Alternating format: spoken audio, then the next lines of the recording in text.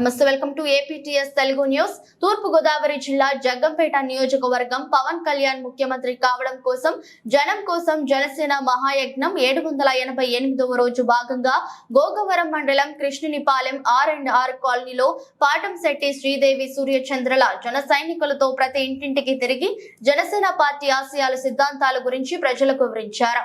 పాటంశెట్టి సూర్యచంద్ర మాట్లాడుతూ నియోజకవర్గంలో ప్రతి సమస్యల మీద మేము పోరాడుతున్నామని, ప్రతి ఒక్కరికి న్యాయం జరిగేలాగా చేస్తామని, పవన్ కళ్యాణ్ ను ముఖ్యమంత్రిగా ప్రజలు అందరూ గెలిపించాలని, అలాగే పోలవరం ప్రాజెక్టు ముంపునకు గురైనటువంటి నిర్వాసితులు గోకవరం R&R కాలనీలో నివసిస్తున్న గడిచిన 4.5 సంవత్సరాలలో వారికి ఎలాంటి సదుపాయాలు నేటికి కూడా లేవని, ప్రజలకు మా జనసేన సైతం మీకు అందరికీ అండగా ఉంటామని ఈ కార్యక్రమంలో దేవీపట్నం మండల అధ్యక్షులు చారపు వెంకటరామయ్య, వీరవల్లి పోసిబాబు, గ్రామ అధ్యక్షులు తైలం రమేష్, యామన సురేష్, నేదునూరి నాగేంద్ర పోసి, గురుకుల నిఖిలేంద్ర సాయి, బిక్కవోలు సురేష్, చెప్పుల బాలు, గ్రామ ప్రజలు తదితరులు పాల్గొన్నారు.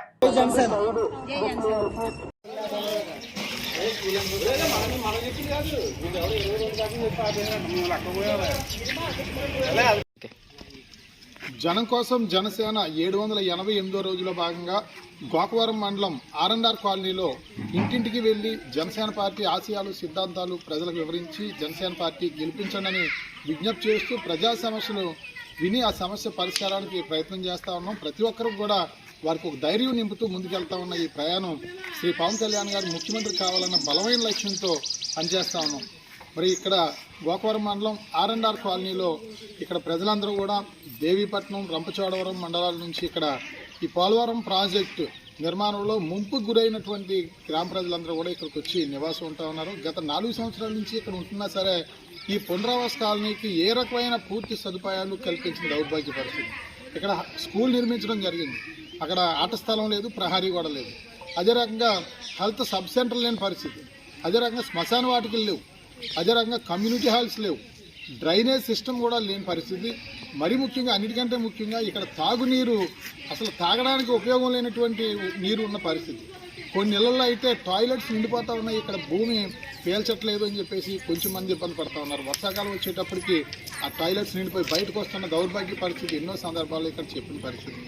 వీటన్నిటికీ ఒకటే పరిష్కారం, రాబోయే 2 నెలల తర్వాత జరిగే ఎన్నికల్లో గాజు గ్లాసు గుర్తుకి ఓట్లేసినట్లయితే ప్రజలందరూ కూడా అన్ని కష్టాలు సమస్యలు తీర్చి ప్రతి ఇంట్లో ఒక అన్న తమ్ముడు బిడ్డలాగా ఉంటామని చెప్పేసి R&R కాలనీ ప్రజలందరూ కూడా తెలియజేస్తూ ఉన్నాం.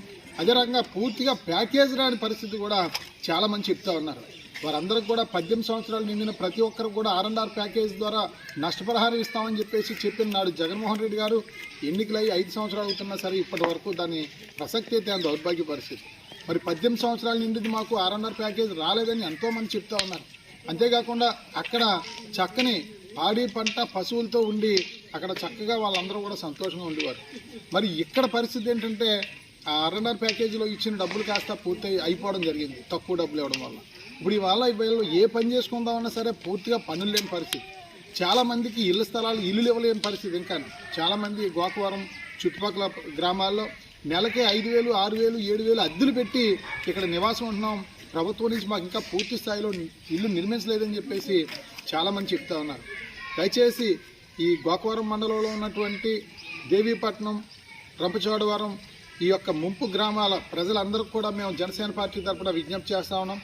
జనసేన పార్టీ గెలిచిన తర్వాత జనసేన తెలుగుదేశం పార్టీ పొత్తులో భాగంగా జగ్గంపేట నియోజకవర్గం నుంచి మీరందరూ కూడా మమ్మల్ని గెలిపించండి. జనసేన పార్టీ తరఫున తప్పకుండా మీకు అన్ని పనులను కూడా చేసి ఒక ఆదర్శ కాలనీ కింద దీన్ని తయారు చేస్తామని చెప్పి సందర్భంగా తెలియజేస్తూ, మరి నాతో పాటు ఇక్కడ ఉన్నటువంటి R&R కాలనీ జన సైనికులు కానీ, మా నియోజకవర్గంలో జన సైనికులు కానీ, మా కుటుంబ సభ్యులందరూ, మా అక్క చెల్లెళ్ళు, అన్న తమ్ముళ్ళు, మా మరదలు అందరూ కూడా రాత్రి పగలు ఎంతో కష్టపడి మాతో పాటు తిరుగుతున్నారు. ఇదంతా కూడా ఒక మహాయజ్ఞంలో చేస్తున్నాం. రాబోయే రోజుల్లో జగ్గంపేట నియోజకవర్గ గెలుపు తథ్యం అని చెప్పి కూడా ఈ సందర్భంగా తెలియజేస్తాను. జై జనసేన.